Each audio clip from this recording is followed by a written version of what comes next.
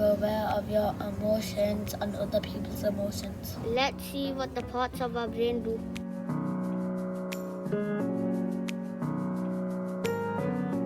The hippocampus stores all your memories. We represented this with a turtle because turtles remember their birthplace, then their return to it. Prefrontal cortex helps you make your decisions. We represented this with a dolphin because it's smart. The amygdala responds to your emotions, so if you're frightened, you can go away. We represented this as with an octopus because it can squirt when it needs to escape. So we have to keep everything in balance. So our amygdala doesn't overpower our brain.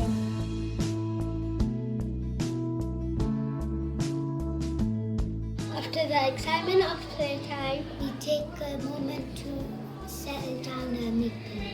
I invite you to sit down in an upright, comfortable position. Close your eyes or look down at your palms to be respectful for other people in the room. We turn down the lights and focus on our breathing. Take calm, slow breaths. Gently breathe in and out. The teacher rings the chime and focus on that sound. When you hear the chime, listen to the sound for as long as you can.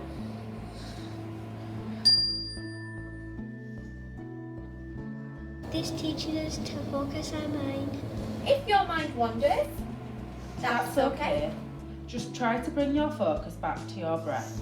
This gives us even better focus of our learning. When you hear the chime again, listen as long as you can. When you can't hear the chime any longer, slowly, gently open your eyes and look to the front of the room.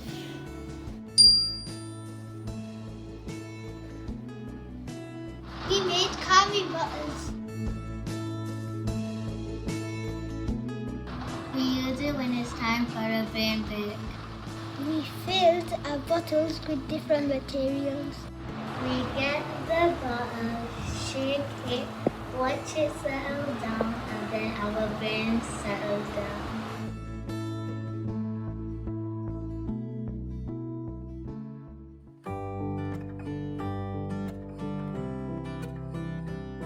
What is emotion coaching? Emotion coaching is used in our school to help our children become more aware of their emotions and how to manage their own feelings. We teach children how to identify and understand their own emotions and recognise emotions in others, to use their own emotional awareness to guide when solving problems, and to develop more effective behaviour strategies. 3 steps in emotion coaching are: Step 1. Recognising, empathising, validating and labelling. Some of the examples you could use are: your face looks tense, are you feeling angry? Your eyes look sad. Your mouth looks screwed up, looks like you're frustrated. I feel sad when I'm not included with my friends. Step 2. Set limits if needed. Validate the emotion and label the feeling, but certain behaviours cannot be accepted. Some examples of what you might say are: these are the rules we have to follow, doing that's not okay. We can't behave like that, even though you are feeling annoyed, because it's not safe. Step 3. Problem solving. Explore the incident or behaviour and suggest or support ideas and actions that could lead to a more productive outcome. Some examples of what you could say are: what is the problem? What can I do to help? Is this fair? Will this work? Is this safe?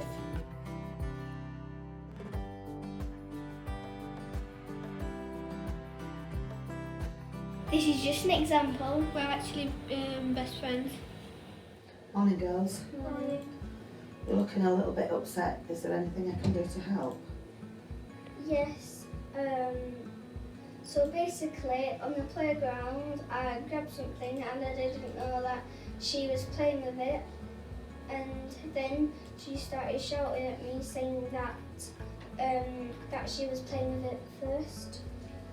Do you agree with what your friend said? Yes, I agree with my friend. What do you think happened? I put my toy down and then my friend took it and I reacted How did you feel then? really angry. Do you understand why your friend felt angry? No. You don't. Do you want to explain why you felt so angry? Yes, I felt so angry because I played with that toy first and she just came and took it off of me. Did you ask her why she felt she needed to take the toy? No, Did you ask her why she reacted in the way she did? no, Would you like to ask her? yes. I shouldn't have reacted that way because that would be mean and I didn't have lots of sleep. So you felt a little bit tired and grumpy? Yeah. So girls, how are we going to move forward from this? We have to say sorry to each other. Okay, but we have to mean it. So you need to speak to your friend and explain. I'm sorry, I shouldn't have reacted that way. I accept your apology, but next time let's both talk to each other instead of treating each other like that, okay? Thank you, girls.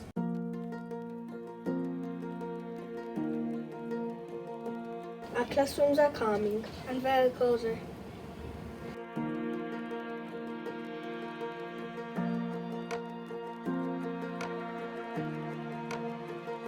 For our displays we use Hessians. We don't use jam colours. And our displays are still fun and pleasing.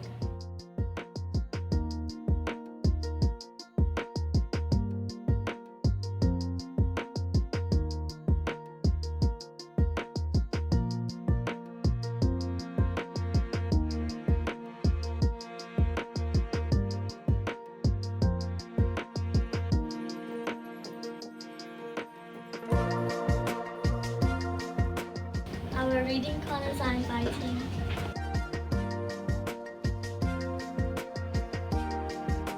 Finally, our classroom lights are turned down So they're not too bright.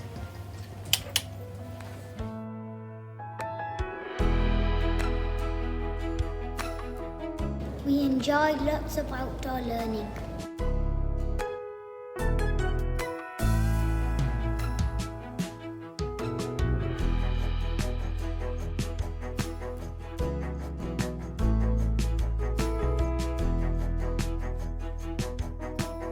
We have lots of chances to work together.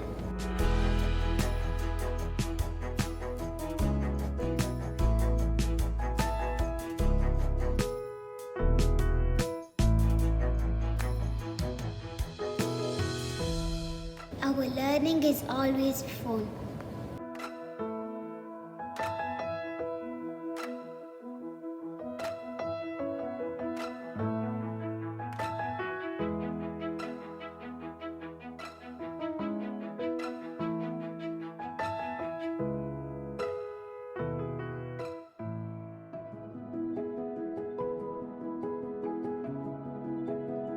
If you're emotionally aware, you recognize and respond to emotions.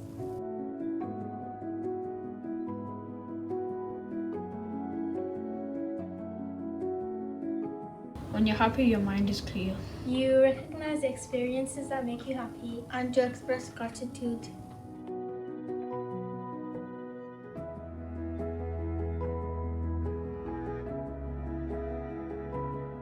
Also, you become mindful of other people's happiness.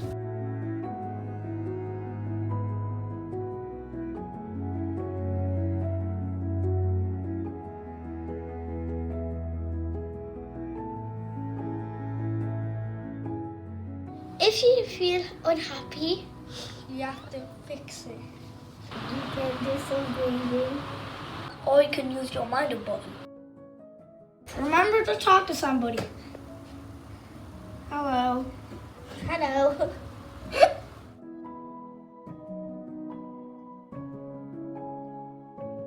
During Mental Health Week, we do mindful activities. And we always remember to be emotionally aware. Use our strategies. And talk to trusted adults who can help. Stay healthy, stay calm.